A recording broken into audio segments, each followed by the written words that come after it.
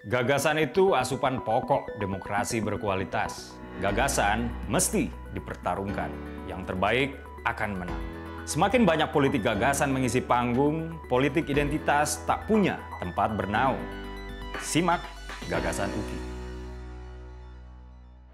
Assalamualaikum warahmatullahi wabarakatuh. Salam sejahtera untuk kita semua. Om Swastiastu, Namo Buddhaya, salam kebajikan. Teman-teman, beberapa episode Gagasan UKI lalu mengangkat isu digeleddahnya rumah Ketua KPK. Lalu diperiksanya Ketua KPK oleh Polda Metro Jaya terkait pemerasan kepada Pak Syahrul Yassin Limpo atau Pak SYL. Dan ini ada kaitannya juga dengan isu yang jauh sebelumnya saya angkat, yaitu ditersangkakannya mantan Menteri Pertanian RI oleh KPK yang dipimpin oleh Pak Firly Bahuri. Perkembangan terakhir teman-teman, kemarin lusa, akhirnya Ketua KPK Pak Firly Bahuri ditetapkan sebagai tersangka oleh kepolisian yang dalam hal ini adalah Polda Metro Jaya terkait kasus pemerasan kepada Pak SYL yang sudah saya sebut tadi. Dikutip dari Detikcom, Direktur Reskrimsus Polda Metro Jaya Kombes Ade Syafri Simanjuntak mengatakan penetapan tersangka tersebut dilakukan dalam gelar perkara yang dilakukan di Polda Metro Jaya pada Rabu kemarin jam 19.00 WIB. Pak Ade Syafri bilang, selanjutnya berdasarkan fakta-fakta penyidikan, maka pada hari Rabu ini, 22 November 2023, sekira pukul 19.00, bertempat di ruang gelar perkara Ditreskrimsus yang dilaksanakan gelar perkara dengan hasil ditemukan bukti yang cukup untuk menetapkan saudara FB selaku Ketua KPK RI sebagai tersangka dalam perkara dugaan tindak pidana korupsi berupa pemerasan atau penerimaan gratifikasi atau penerimaan hadiah, atau janji oleh pegawai negeri atau penyelenggara negara yang berhubungan dengan jabatannya. Kata Pak Ade Syafri, ya. Nah, teman-teman, tentu saja ini kabar yang mengaduk-aduk perasaan kita sebagai anak bangsa.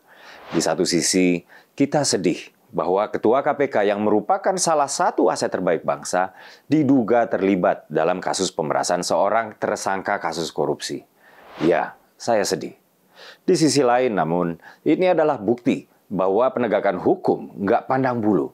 Ada mekanisme bernegara yang berjalan dengan baik dalam proses penegakan hukum yang saling jaga, juga saling koreksi antara institusi dan atau oknum penegak hukum. Sebetulnya teman-teman, upaya penegakan hukum adalah upaya kuratif. Ibarat kebakaran, upaya kuratif itu bisa saya analogikan sebagai upaya memadamkan api. Ada yang lebih murah sebenarnya dan jauh lebih berdampak positif, yaitu upaya preventif. Kenapa saya bilang lebih murah? Karena ongkos politik dan sosialnya jauh lebih kecil. Nggak ada gonjang-ganjing politik. Nggak ada politisi yang berupaya bermanuver ambil momen untuk kepentingannya sendiri. Nggak perlu menimbulkan instabilitas sosial dan pastinya nggak berdampak negatif terhadap reputasi institusi publik. Kenapa saya bilang lebih berdampak positif? Karena dengan berhasilnya korupsi dicegah, berarti tindak pidana korupsi itu nggak terjadi. Berarti uang yang seharusnya untuk rakyat betulan mengalir untuk rakyat.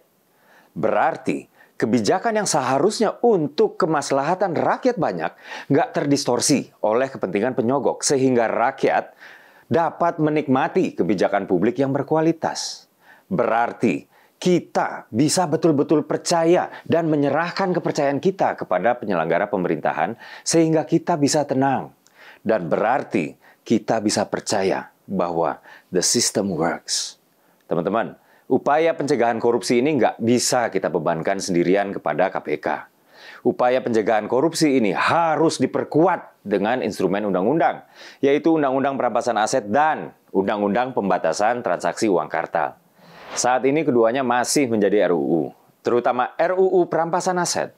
Udah bolak-balik jadi prolegnas ya, sejak 2008 dan hingga kini udah 15 tahun statusnya masih dibahas dan dibahas nggak kunjung disahkan oleh DPR RI kita. Padahal Presiden Jokowi sudah mendesak DPR RI untuk mengesahkan RUU ini. Akhir kata mengutip Benjamin Sulola, seorang penulis fenomenal dari Nigeria. A nation can be born in a day. The day righteousness is granted access and corruption is banned. Suatu bangsa bisa lahir dalam sehari. Hari di mana kebenaran diberikan akses dan korupsi betul-betul terlarang. Saya Dede Prayudi. Wassalamualaikum warahmatullahi wabarakatuh.